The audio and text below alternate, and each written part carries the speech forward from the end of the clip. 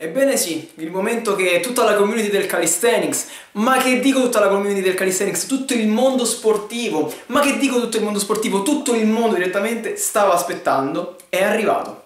Perché come vedete ho già il mio libro in mano, oggi finalmente vi spiegherò per filo e per segno il metodo del moltiplicatore. Vi consiglio già anticipatamente di ascoltare il video in 2x perché mi conosco, so che il dono della sintesi, soprattutto su questo metodo, non fa parte delle mie capacità. Detto questo, quindi, iniziamo con la spiegazione del metodo. Il metodo del moltiplicatore è il terzo metodo che ho ideato dopo il metodo al tempo e il metodo Lupo e Zavorra, di cui vi lascerò il link in descrizione. Ed è sicuramente il metodo più particolare che io abbia ideato, perché come vedremo unisce a una parte pratica anche una parte mentale che vedremo poi come si andrà ad incastrare con, diciamo, nell'insieme del metodo. Come sapete, fino ad oggi questo metodo era spiegato solo alla fine del mio libro, anche di questo come sempre vi lascerò il link in descrizione. Per quale motivo? Perché, come detto più volte, in questo libro io parlo di quella che è la mia visione del mondo, il mio rapporto con i limiti e tutta la mia mentalità in generale, rapportata moltissimo anche col mondo dell'allenamento. E questo metodo si andava semplicemente a configurare, essendo io appunto una persona molto legata all'allenamento, come sapete, come l'esplicazione, diciamo, di questa mentalità nel mondo dell'allenamento. Per quale motivo io dicevo voglio renderlo disponibile, voglio insomma spiegarlo solo alle persone che hanno letto questo libro? Perché secondo me solo comunque la spiegazione di tutta la mentalità che c'è dietro ne permette non solo una comprensione completa, ma vi dà gli strumenti mentali che vi permetteranno di reggere un metodo del genere. Quindi per quanto io oggi andrò comunque nel dettaglio nello spiegarvi tutte le varie caratteristiche di questo metodo, o meglio di approccio alla programmazione potremmo dire, vi consiglio comunque vivamente di leggere anche il libro per diciamo apprendere meglio quello che c'è alle spalle, sinceramente. Vedere il libro come un percorso che porta alla fine alla creazione del metodo vi permetterà di farlo vostro, di capirlo meglio e soprattutto di diciamo sapere come poter fare per applicarlo e reggerlo da soli. Dopo questa piccola introduzione possiamo quindi passare alla spiegazione vera e propria del metodo. Questo metodo è definibile come una completa connessione mente-corpo con delle basi matematiche. Alla base di questo metodo c'è innanzitutto un dogma, l'accettazione dell'inesistenza di un limite. Come vedremo infatti questo metodo consta di una parte pratica e di una parte mentale, come avevo appunto accennato prima. Partiamo ovviamente dalla spiegazione della parte pratica. Nice. Il principio di base di questo metodo gira attorno al cercare di far crescere enormemente i vostri numeri in allenamento, siano essi ripetizioni per gli esercizi dinamici o secondaggi per dire per gli esercizi statici. Il nome moltiplicatore si riferisce infatti alla crescita enorme che vedrete in questi numeri grazie all'utilizzo di questo metodo, appunto, grazie all'acquisizione di questo stato di visione dell'allenamento che vi permetterà di mettere in atto questo metodo. I numeri dei vari esercizi verranno diciamo resi sempre più grandi grazie a diversi espedienti che andremo a vedere.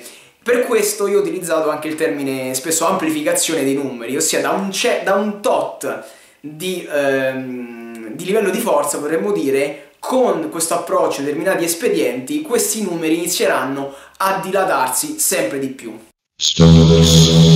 Il primo espediente, il più importante che andremo a utilizzare per riuscire a realizzare tutto questo, è l'utilizzo di serie con numeri molto grandi, quindi molte ripetizioni e secondaggi molto ampi. Quindi vuol dire che non andremo mai a lavorare, o comunque quasi mai praticamente, con ripetizioni molto basse, quindi 2-3 ripetizioni, ma useremo delle serie con molte ripetizioni, come possono essere per dire 50 ripetizioni o cose varie, poi vedremo bene dopo con esempi più specifici.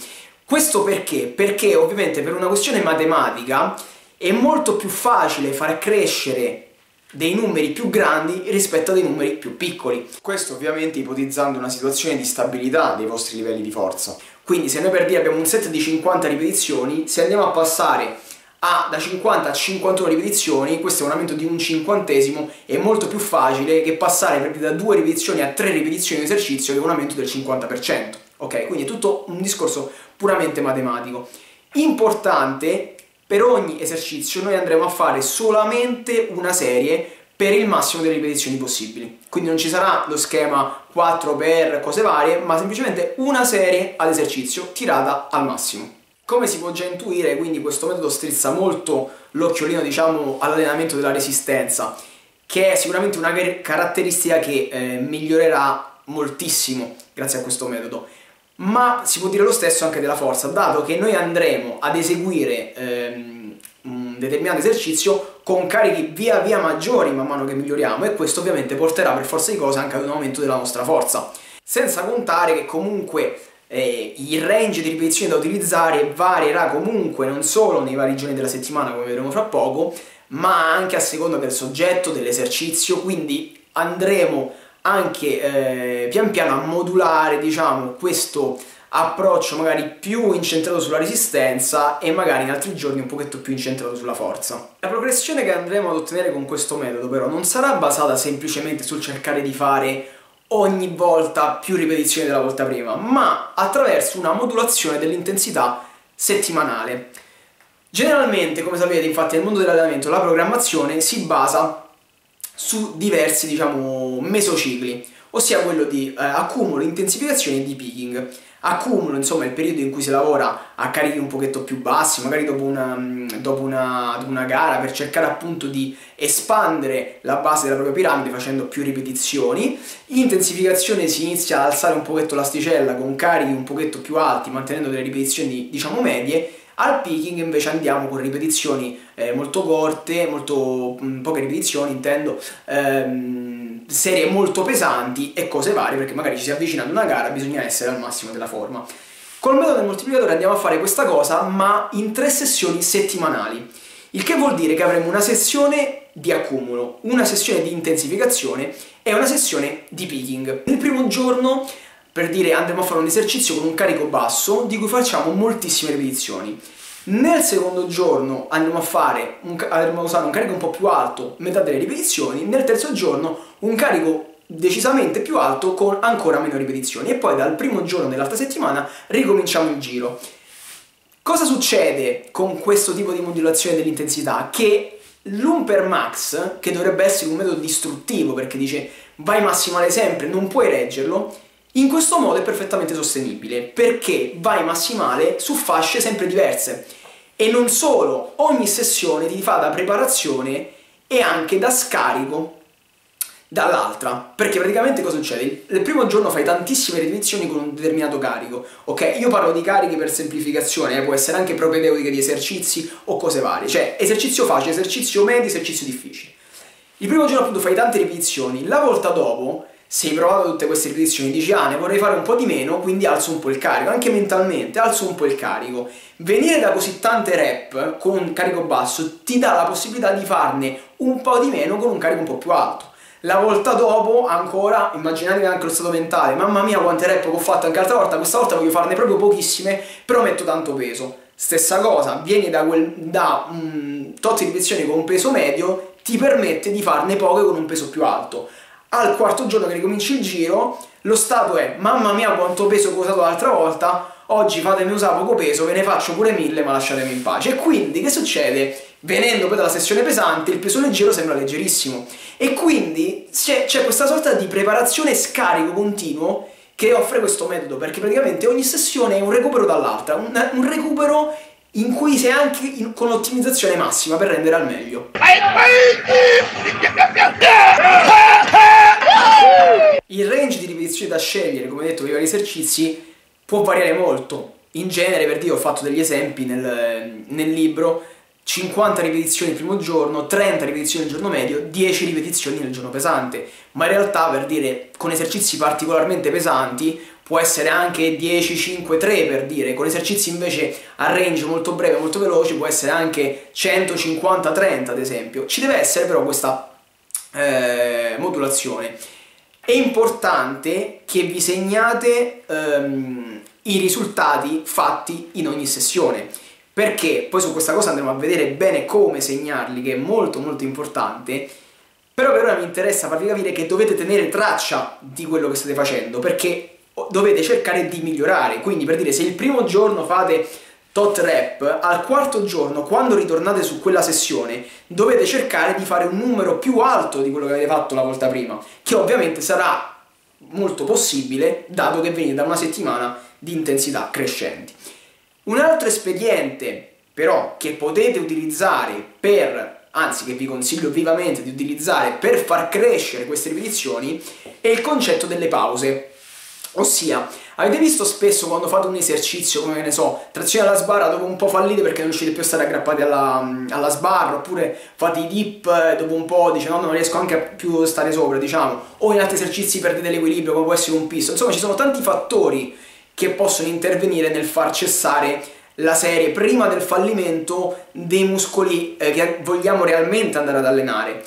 Quindi questo metodo vi permette di fare un'altra cosa: avete il permesso di fare delle brevi pause di tipo 2-3 secondi quando non riuscite più a fare l'esercizio, continuando così a fare ripetizioni. Quindi ad esempio faccio 20 trazioni, non riesco più, mi fermo 2 secondi, faccio altre 2 trazioni, mi fermo 2 secondi, altre 2, mi fermo 2 secondi, una trazione. Continuate così finché, nonostante il riposo di 2 secondi, non riuscite più a fare neanche una ripetizione. Questo è il vero modo con cui andrete a calcolare tutte le ripetizioni massimali che avete fatto in quell'esercizio. Ovviamente, ragazzi, la regola dei 2 secondi va anche intesa in modo, diciamo, approssimativo, nel senso, anche se dovessero essere 3 o 4 secondi va bene lo stesso. L'importante è che, ecco, non diventi magari un metodo a tempo con pause di 10 secondi o cose del genere. Se la situazione in cui failate una ripetizione dopo 2 secondi di riposo non si verifica mai, quel determinato carico per quell'esercizio viene considerato legato ad un blocco infinito praticamente, ossia che potete andare avanti senza sosta.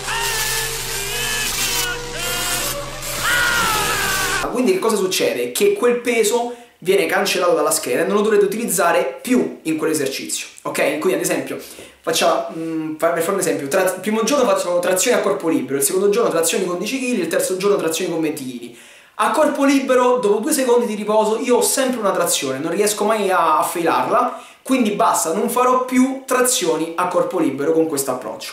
Cosa succede quindi? Che i blocchi che andrò a utilizzare durante la settimana potranno o slittare, quindi ad esempio potranno diventare 10 kg, 20 kg, 30 kg, o semplicemente aumentare, ad esempio 5 kg, 15 kg, 25 kg. Questo a secondo anche degli esercizi, della differenza che comporta 5 kg in più, 10 kg in più e cose varie. Vi consiglio di considerare un determinato esercizio tendente ad infinito quando avete superato un numero molto grande di ripetizioni, quindi che ne so, state sulle 60, 70, dipende dall'esercizio ovviamente. In generale comunque la rimozione di un esercizio dalla nostra, diciamo, scheda settimanale avviene anche semplicemente quando le ripetizioni sono cresciute così tanto che è svantaggioso utilizzare quel tipo di blocco per quell'esercizio.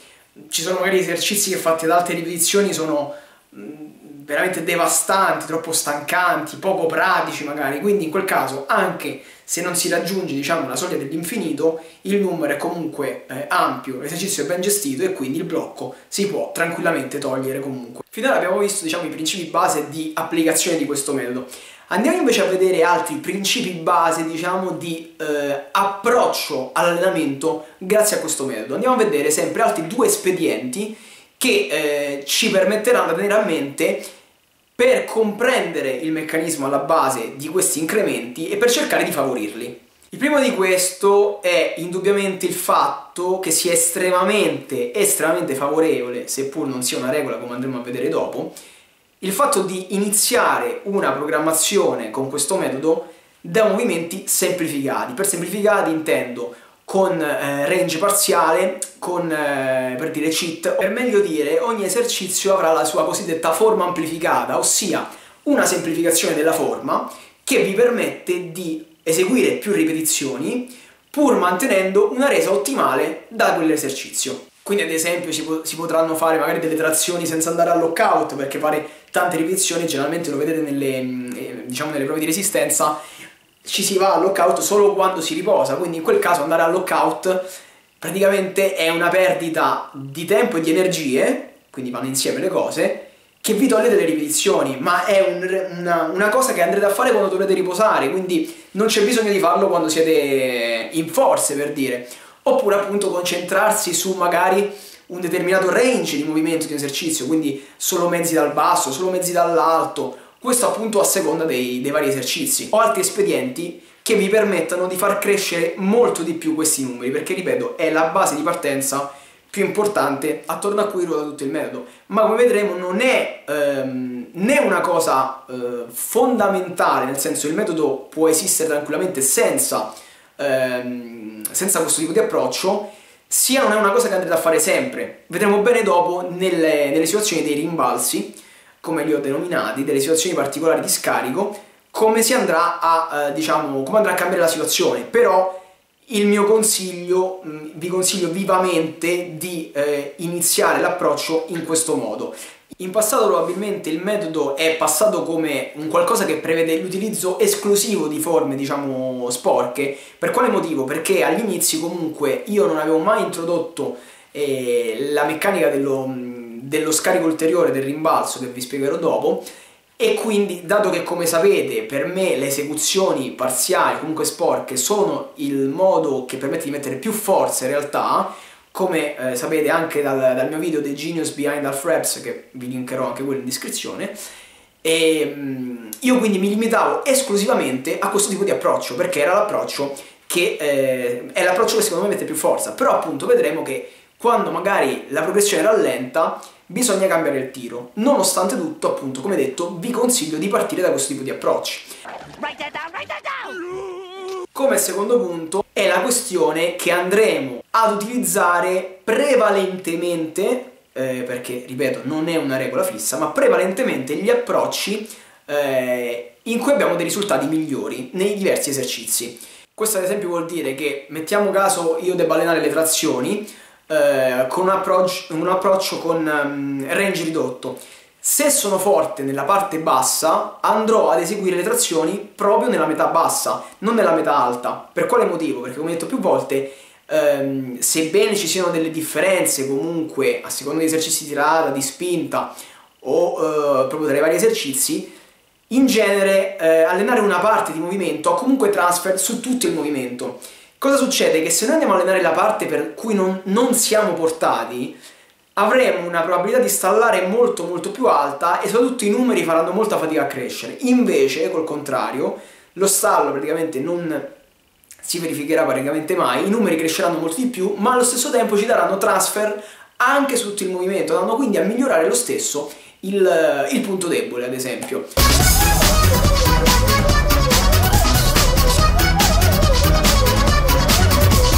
Anche il concetto appunto della comodità generale della serie è quello che deve passare, quindi per dire, io molto spesso in svariati video ho utilizzato anziché le cinte per lavorare le cavigliere. Perché? Perché per dire, per fare tante ripetizioni la cinta a volte si muove, sbatte, dà fastidio, va a interferire sui numeri totali del set, quindi per quel tipo di approccio è meglio utilizzare ad esempio le cavigliere. Quindi dovete cercare di utilizzare l'approccio che vi permette di avere i risultati migliori. So che già qui ci sono moltissime informazioni, ma ripeto, se entrate nell'ottica con cui viene approcciato questo metodo, non dovrebbe essere troppo difficile avere un sunto molto chiaro in testa. Con questa parte, la spiegazione della parte pratica è conclusa, almeno per questa prima introduzione. Possiamo andare quindi a parlare della parte mentale. Quando l'ho esposto in questo libro, la cosa, diciamo, in cui ho sperato, insomma, in cui diciamo spero vivamente tuttora, è che questo tipo di approccio possa smuovere in qualche modo anche la comunità scientifica, perché introduce veramente un modo estremamente diverso di porsi all'allenamento, ma che secondo me permette di capire molto meglio come funziona anche proprio il nostro cervello, la nostra psiche, quanti contatti essa abbia col nostro corpo. La parte cruciale che sta alla base di questo approccio mentale che adesso vi andrò a introdurre è la seguente. Generalmente quando ci si allena si cerca di appunto migliorare la propria forza corporea, quindi si diventa più forti e automaticamente la mente poi si adatta a quello stadio, no? Ok, quindi per dire, non riesco a fare una trazione con 40 kg, dico mamma mia quanto è difficile, riesco a fare la trazione con 40 kg e quindi 40 kg mentalmente diventano diciamo un peso gestibile, ok? Cambia la mia visione della cosa, cambia quello che, come io dico, la percezione che ho di questo carico nella mia dimensione mentale, ossia del modo in cui vedo la realtà, ok? Prima i 40 kg per me sono una cosa immensa, dopo diventano una cosa facilissima. Quindi che succede? Io cerco di espandere il contenuto del recipiente, ossia la mia forza corporea, e di conseguenza faccio espandere poi il recipiente stesso, che è la forza mentale appunto.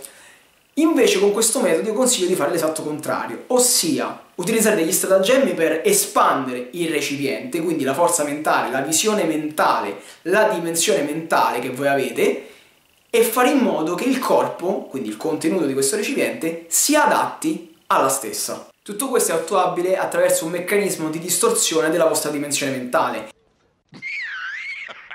Ed è qui che entra in gioco appunto l'importanza del libro, perché il libro vi permette di capire come poter sostenere una cosa del genere e vi fa anche comprendere quanto sia necessario per fare una cosa del genere lo stato di accettazione come dogma dell'inesistenza dei limiti. Altrimenti questo stato mentale che dovrete andare a sostenere non sarà né duraturo né probabilmente neanche applicabile. In termini pratici, come si fa ad applicare una cosa del genere? Semplicemente con un effetto placebo autoindotto praticamente, ossia, importantissimo, ogni volta, come avevo detto, vi dovete segnare i risultati quando finite una serie, ok? Ogni volta che vi andrete a segnare dei risultati su quello che avete fatto, dovete scrivere dei numeri più alti di quelli che avete fatto realmente. La volta dopo che andrete ad approcciare quella fascia di peso, dovrete cercare di battere questi risultati. È importante che non scriviate i risultati reali, ma solo quelli amplificati. Ossia, per dire, primo giorno faccio 15 trazioni, segno che ne ho fatte 20, la volta dopo provo a farne più di 20, ok? Qual è la particolarità di questa cosa? È che questo è un effetto placebo che create voi stessi. Ora, l'effetto placebo dovrebbe funzionare solo se voi non ne siete a conoscenza, ok? Quindi ad esempio, dovete fare una serie in cui sollevate 100 kg di stacco, il vostro amico senza dirvi niente vi mette 2 kg in più per lato e voi alzate 104 per dire nuovo massimale senza saperlo. Diverso invece è quando voi sapete di questa cosa. E ripeto, questa è tutta la condizione, per questo serve l'allenamento mentale per poterlo sostenere. Voi dovete arrivare al punto di sapere questa cosa, di essere coscienti di questa cosa, ma di non darle peso, di affidarvi di più alla vostra dimensione mentale distorta che alla dimensione reale praticamente.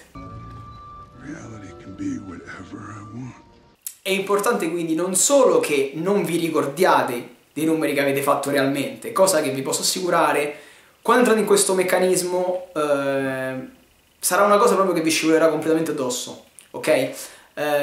Potrà essere più difficile se caricate dei video a riguardo, del tipo dopo che caricate un video, mi ricordo quanto ho caricato, cioè ho mostrato la performance, ma col passare del tempo vi scivolerà completamente addosso e quindi dovrete cercare di fidarvi ciecamente solo dei numeri che avete scritto. Che cosa succede? Che la mente comunque, la vostra mente si adatterà, per il discorso che facevo prima del recipiente, si adatterà comunque ai numeri che legge e il vostro corpo le andrà dietro. Ci può essere quindi la situazione, magari, come ho fatto prima l'esempio delle 15 e 20, delle 15 trazioni segnate 20, sia che andate direttamente oltre al 20, ma anche se non arrivate al 20, magari fate 19, peccato non sono arrivato a 20, ne fate comunque 4 più della volta prima, ok?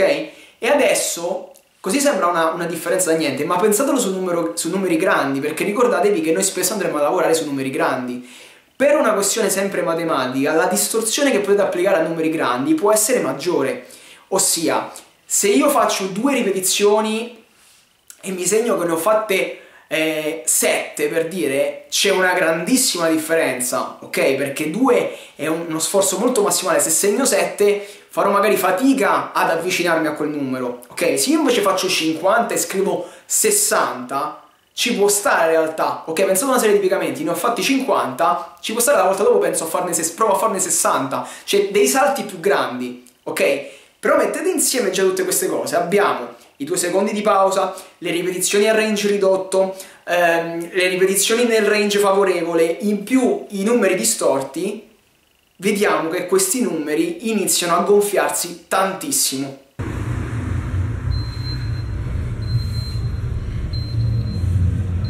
Quindi ad esempio, nel libro facevo l'esempio dei piegamenti, magari una persona ha 100 piegamenti reali, con i parziali e cose varie arriva a 130, segna 150, automaticamente in un attimo mentalmente è catapultato 50 ripetizioni avanti, e vi posso assicurare che fa una differenza immensa approcciarsi all'allenamento in questo modo. In più migliorerete questa gestione mentale della cosa, proprio la forza della vostra dimensione mentale, intendo la capacità di essere proiettati all'interno di questo modo di vedere le cose, più potrete gonfiare questi numeri praticamente. Perché dico questo? Perché sia per una questione caratteriale, magari immaginate una persona un pochetto più indecisa, comunque una persona alle prime armi con questa cosa che non si fida completamente, non si sbilancerà troppo nel fare questa cosa, ok? Quindi magari fa 100 piegamenti, dice mi segno 105, invece magari una persona che dice accidenti, sto metodo funziona davvero, è fenomenale così, cioè è proprio presa dalla cosa, che riesce a gestirla bene, magari segna 120. Qual è la questione? Che i numeri che andate a segnare non potete spararli, cioè voi dovete andare a segnare una cosa che è giusta per voi, ok? Non è che uno dice vabbè faccio 100, segno 180, no, perché così si ha l'effetto contrario. Perché il numero che voi dovete andare a segnare, molto importante, deve essere quel numero tale che vi fa dare il massimo per provare a raggiungerlo e eventualmente superarlo, ok? Ma non deve essere né una cosa troppo facile, perché farebbe l'effetto contrario, andrebbe a limitare, ok? Quindi come ho detto prima, 100 piegamenti, mi scrivo 105, mi limito perché in un aumento mi metto un paletto mentale su una cosa che in realtà è probabile che con un piccolo miglioramento già vado oltre. Allo stesso tempo non deve essere una cosa troppo distante come 180, perché mi fa magari demoralizzare e demotivare. A inizio set vedo che a 80, che ne so, a 60 sto faticando, dico vabbè, a 180 non ci arriverò mai, e quindi fallisci il set praticamente, demordi, perché è questa la difficoltà di sto metodo. È difficile da sostenere mentalmente per questo motivo. È difficile sostenere tutta l'impalcatura mentale, ma è difficilissimo sempre di più, come andremo a vedere, perché ce ne sono ancora di cose da dire. A livello di programmazione, io comunque alleno diverse persone con questo metodo. Io sinceramente, di persone che magari l'hanno applicato da sole, che poi magari hanno continuato anche ad applicarlo da sole, non ho mai saputo di qualcuno che poi ha ottenuto dei risultati, diciamo così, eccezionali, perché non si riesce a cioè è difficilissimo da gestire da soli, anche a livello motivazionale è veramente difficile. Ve lo cito già adesso questa cosa, ma sicuramente la rivedremo dopo. Vi linko in descrizione anche il grafico che ho fatto sulle persone che ho allenato con questo metodo, le prime persone che ho allenato, e lì si vede tantissimo questa cosa di cui vi sto parlando adesso. Praticamente le ripetizioni reali che venivano fatte di volta in volta avevano un grafico identico alla crescita delle ripetizioni distorte che gli venivano dette di raggiungere praticamente, ok? Quindi si vedeva proprio tantissimo da quei grafici il legame, questo adattamento del corpo alla dimensione mentale sotto cui, diciamo, alla quale si è sottoposti. Cosa succede quindi? Che avendo quel punto, quel numero da raggiungere messo in quell'intervallo di do il massimo per cercare di arrivarci, che pure se non ci arrivo, io sono migliorato nettamente. Però qui ci andiamo ad addentrare ulteriormente all'interno di questo metodo. Noi, come abbiamo detto, abbiamo 3 allenamenti settimanali con diverse intensità.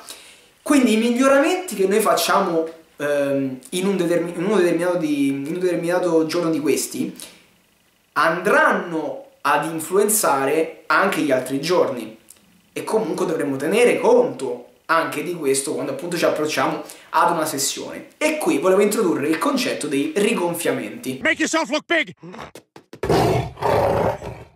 I rigonfiamenti sono altri 2 espedienti che andiamo ad utilizzare per gonfiare ulteriormente questi numeri. In questo caso si tratta di espedienti mentali o comunque matematici. Il primo di questi è il trend positivo. Noi abbiamo questo metodo basato sull'accettazione dell'inesistenza dei limiti, sappiamo quindi che noi siamo destinati a diventare sempre più forti. Ci siamo segnati l'ultima volta che abbiamo fatto, dobbiamo puntare a 20 trazioni, ok? Siamo segnati 20 come risultato fatto, ok? Quindi la prossima volta dovremo puntare a battere 20 trazioni. Mi sveglio, è un nuovo giorno, ma io sono una persona che crede nell'aumentare continuo della forza, il che vuol dire che oggi, che è un nuovo giorno, io sono già più forte di ieri. Quindi che cosa succede? Che io andrò ad aumentare, solo perché è un nuovo giorno, prima dell'allenamento, tutti i risultati di poche unità, ma li andrò ad aumentare comunque. Quindi ad esempio io facevo l'esempio, diciamo, medio di 3 blocchi di 50, 30 e 10 ripetizioni. Inizia l'allenamento, questi 50, 30, 10 diventano 53, 32, 11 ad esempio, solo perché è un nuovo giorno, vedo che ho avuto, si chiama trend positivo perché? Perché so che sono in crescita. Ovviamente vi consiglio, dato anche il nome, di applicarlo quando vedete che un esercizio sta andando tutto a gonfie vele. Se vedete che sta iniziando lo stallo, che poi vedremo che può appunto una certa, comunque ci sarà quantomeno, se non uno stallo, una crescita molto più lenta, vi consiglio di applicarlo, dato che non è obbligatorio applicare il trend positivo. Estremamente più importante e fondamentale è invece il secondo rigonfiamento, ossia l'aumento correlato. Come abbiamo detto appunto più volte, noi abbiamo queste tre fasce settimanali per esercizio. Quindi facciamo sempre l'esempio delle trazioni. Il primo giorno ce le ho libere, ne faccio 15, segno 22. Il secondo giorno con 10 ne faccio, per dire, 13 e mi segno 19. Che cosa succede in questo caso? Che avrei da puntare a 19 ripetizioni con 10 kg e a 22 libere. Perché che cosa è successo? Che ho avuto un miglioramento tra la prima e la seconda sessione. Io sono andato avanti, quindi adesso questi numeri non sono più ben proporzionati, perché 19 trazioni con 10 sono più difficili di 22 libere, molto più difficili, quindi ci sarebbe un controsenso. Quindi che cosa succede? In cosa consiste l'aumento correlato? Nel fatto che dopo una sessione in uno dei 3 giorni io vado ad aumentare anche i numeri delle altre sessioni per renderli, diciamo, bilanciati. Quindi se oggi ho fatto 13 trazioni con 10 kg, scrivo 19, le libere per quadrare dovranno essere almeno una trentina, per dire. Quindi quel 20 cambia e diventa 30 ad esempio, ok? Tutto viene portato avanti perché tutto deve restare al passo col risultato migliore che ho ottenuto in quell'esercizio, che si presume sia la sessione nuova. Se nella sessione nuova non sono migliorato, sono peggiorato, sono, diciamo, in pareggio, non vado ad applicare ad esempio l'aumento correlato, non vado mai ad abbassare i numeri, e attenzione, se non migliorano restano uguali. Quindi ad esempio io ho 30, 19, la volta dopo con 20 ne faccio poche, mi scrivo, diciamo, il numero con 20, i numeri però delle altre due restano sempre 19 e 30, ok? Non vanno magari a ribassarsi, perché magari il terzo giorno io ero un po' più stanco perché non ho dormito la notte, qualsivoglia motivo, non regge magari il passo con gli altri due risultati, ma viene semplicemente, mantiene quella proporzione. Quando invece poi al quarto giorno le trazioni aumentano ancora, non sono arrivato a 30, sono arrivato a 27, però sono arrivato molto vicino al 30, aumento le libere e aumenterò anche gli altri due blocchi.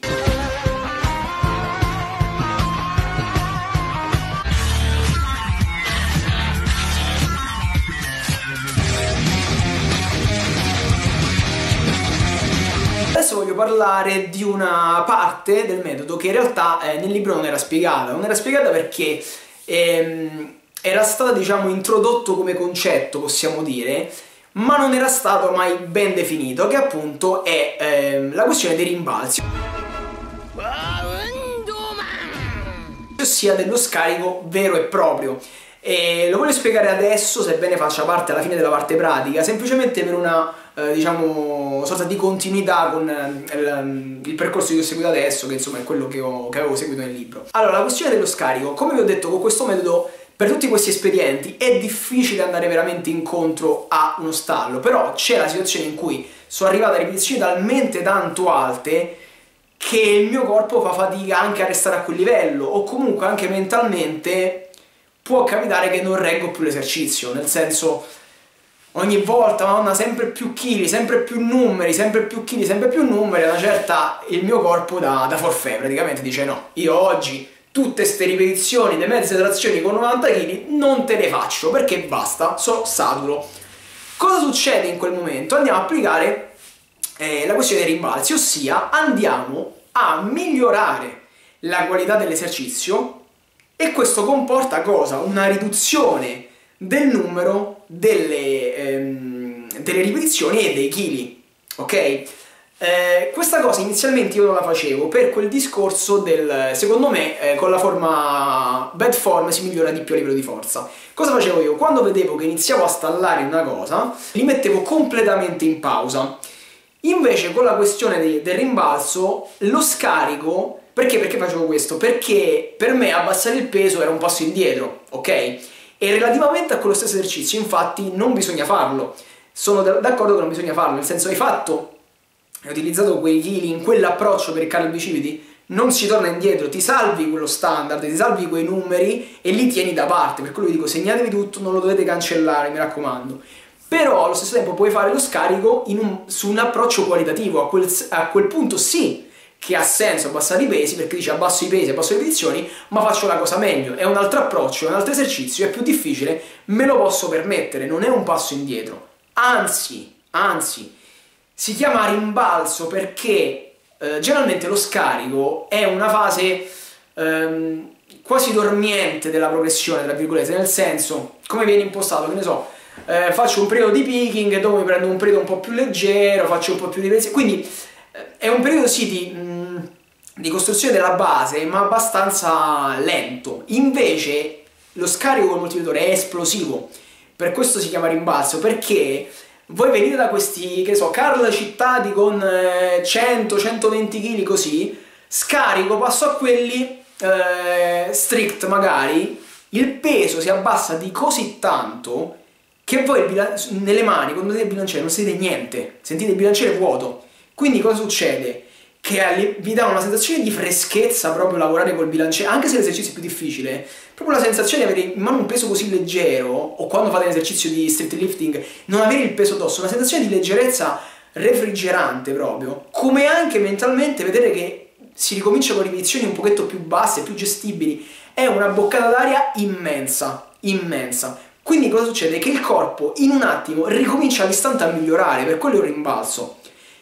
Già dalla seconda sessione vedrete come il carico è già aumentato tantissimo, le ripetizioni anche, perché il corpo è proprio rifocillato completamente, quindi in realtà ripartirete subito a migliorare pur venendo, diciamo, pur utilizzando un approccio che dovrebbe essere di scarico. E anzi, cosa succede? Io consiglio di fare una cascata di approcci, nel senso non passare da super cheat a super strict immediato, ma fare delle vie di mezzo. Quindi per questo sul mio canale si vedono degli approcci ciclici nel corso di mesi, che ne so, si vede un periodo che faccio solo cose cheat, poi dopo un periodo che le faccio un po' meglio, poi un periodo strict, poi spariscono i strict e tornano cheat, perché seguo questo principio. Quindi ad esempio passo cheat curl slanciati, possiamo fare cheat curl ma col blocco a metà, poi posso passare a, diciamo, strict ma veloci, poi strict con 3 blocchi, nel senso, perché? Perché così massimizzate la resa da ogni approccio. Ovviamente questa cosa va fatta nel corso dei mesi,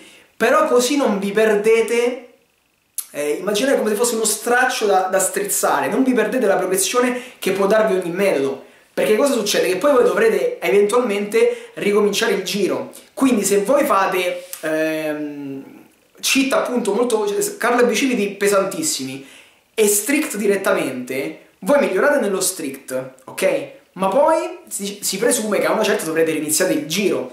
Non siete in grado di riniziare il giro perché a quel punto che succede? Che venite da un peso troppo basso e il peso alto, anche se lo slanciate, non riuscite più a gestirlo. Vi serve invece una cosa graduale, in modo tale che i cheat io li ho fatti, che ne so, a febbraio, a marzo li faccio cheat col triplo blocco, miglioro, non arrivo proprio ai risultati che ho fatto senza il triplo blocco, ma mi ci avvicino. La volta dopo faccio quelli strict veloci, non arrivo come i risultati del blocco prima, ma mi ci avvicino. Così vai, mi ci avvicino, arrivo alla fine magari che avevo sempre segnato, ricordatevi, cheat curl con 100 kg nel giorno leggero, per dire, adesso ho di strict nel giorno leggero 80, quindi io posso tranquillamente riprendere in mano i risultati del primo approccio come l'avevo lasciato e migliorare immediatamente, perché sicuramente ne farò di più del peso che ho fatto, di più ripetizioni di quelle che avevo fatto mesi fa, e così praticamente create un giro infinito anche in questo caso di esercizi che fanno da scarico all'altro e di preparazione al successivo.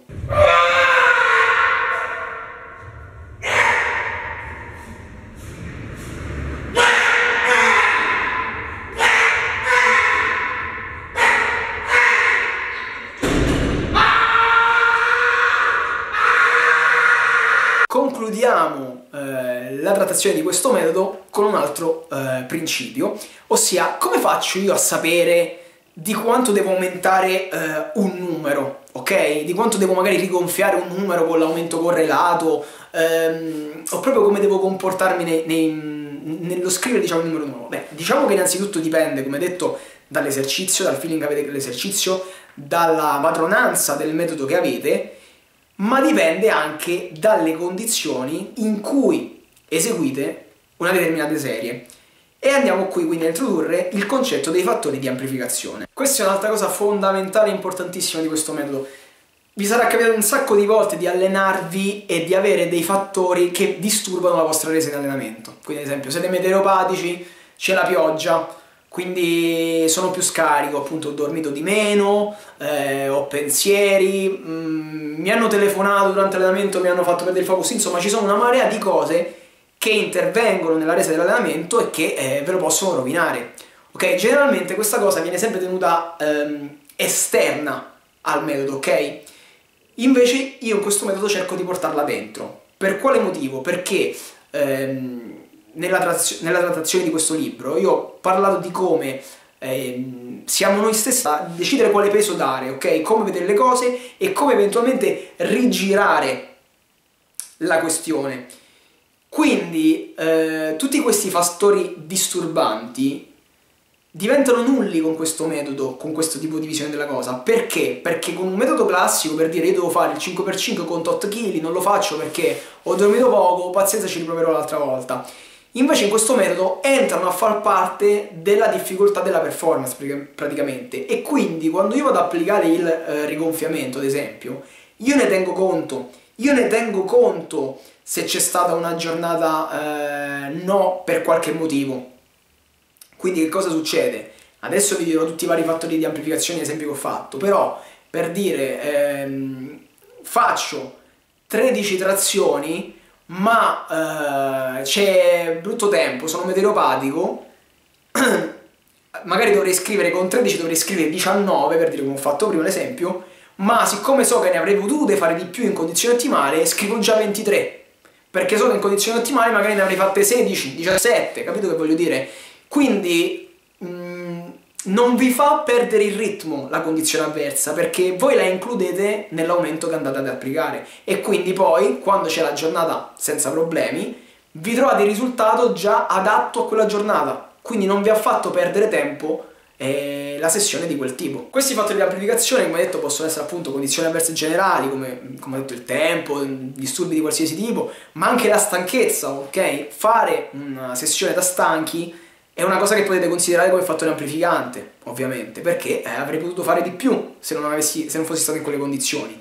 Ma anche può tornare a vostro utile la questione degli esercizi monoarto, ossia io ho un certo numero da battere, posso decidere di partire dall'arto debole, con l'arto debole batto il risultato che devo battere quel giorno, ho quindi un nuovo risultato, e con l'arto forte immediatamente cerco di battere il nuovo risultato, quindi avete una sorta di doppia amplificazione in quel caso. Say the line. Doppia amplificazione. Yeah! Poi anche il sistema numerico gioca moltissimo a vostro favore in questi termini. Questo è un espediente che spesso viene utilizzato in termini commerciali, no? Ad esempio ci capita di vedere la televisione a 999,99 euro e uno dice costa 900 euro, no, in realtà ne costa 1000. Potete applicare questa stessa cosa al principio con cui segnate le ripetizioni e utilizzate i chili. Ad esempio, se voi in un esercizio anziché 20 kg ne utilizzate 21, mentalmente per voi sono 20 kg, ma in realtà fisicamente avete fatto il passo avanti di 1 chilo in quell'esercizio, cosa che non è da sottovalutare. O ad esempio, quando segnate un numero, magari segnare 30 in una cosa, vi fate adesso 3 davanti, dici madonna, 30 ripetizioni, segnare 29 vi può dare una sensazione completamente diversa in realtà, a seconda sempre, ripeto, da come siete anche caratterialmente. Quindi questa è un'altra cosa da tenere a mente quando andate ad applicare questo metodo. Potete applicarlo anche, io ho fatto l'esempio adesso leggermente in decrescita per dire le ripetizioni, ma anche in crescita, del tipo scrivo 31 è una ripetizione comunque più di 30, quindi mi sono comunque spostato l'obiettivo una ripetizione più avanti, come ho detto con i chili, cresco di 1 chilo, nel senso mi favorisco la crescita continuamente con degli espedienti numerici fondamentalmente, però intanto vado avanti. Ma la cosa più importante su cui vorrei concentrarmi è sicuramente la visione nuova che questo metodo dà agli infortuni o ancora di più, come vedremo, alle pause dall'allenamento. Perché? Generalmente l'infortunio viene visto come un periodo di perdita, ok? Un periodo in cui si regredisce. Questo che cosa vuol dire? Che praticamente quando noi torniamo ad allenarci in modo insicuro, diciamo, ok? Invece spesso vi sarà capitato, soprattutto se siete agli inizi, che dopo magari un periodo di riposo in realtà tornate e siete già migliorati. Ecco, io vi consiglio di attuare questo tipo di visione delle cose, di vedere una pausa dall'allenamento per qualsiasi motivo come un riposo, ok? Non come una perdita, ma come un riposo. Questo entra a far parte dei fattori di amplificazione quando noi per qualche motivo dobbiamo saltare un allenamento. Ok, io per dire ho la mia tabella precisa, sono sempre in crescita, improvvisamente un giorno devo saltare un allenamento perché ho un imprevisto. In questo caso posso applicare quella che io chiamo sessione fantasma. Ossia, ascoltatemi bene perché so che questo metodo già finora sarà stato pieno di cose deliranti, ma questa forse è l'apice. Voi non vi allenate quel giorno perché appunto dovete saltare l'allenamento per qualsiasi motivo, ma voi sapete, vedendo la progressione, per tutti i discorsi che abbiamo fatto adesso, che sareste migliorati. Quindi che cosa succede? Che voi, nonostante non vi siate allenati, andate comunque ad alzare i risultati, perché sapete che se vi foste allenati sareste migliorati.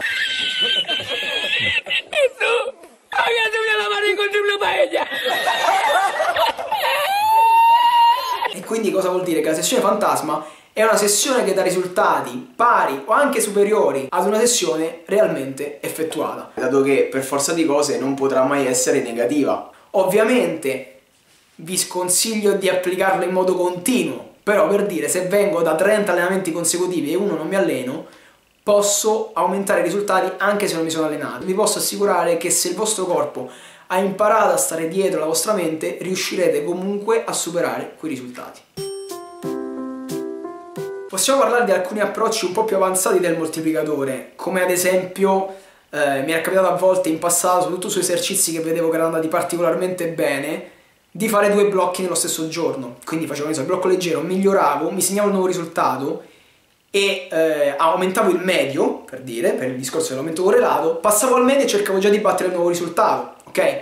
È una cosa che a volte mi è capitato di fare, però la mantengo come sempre nella questione delle eccezioni, diciamo, che non può essere lo standard. A volte invece ho fatto anche un'altra cosa, in esercizi in cui mi vedevo particolarmente, diciamo, forte, cercavo di battere il numero del blocco prima con il blocco che stavo facendo. Ad esempio, dovevo fare il giorno medio, in realtà pensavo di battere il numero del giorno leggero, quindi quello mi dava un'ulteriore spinta in avanti. Ripeto, sono sempre eccezioni molto particolari, ma in situazioni proprio eccezionali si possono anche applicare. L'utilizzo però più avanzato è in realtà il metodo definitivo, praticamente, che non l'ho mai praticamente nominato pubblicamente, solo nel libro, ed è il metodo trino, ossia l'unione dei miei 3 metodi in un unico metodo.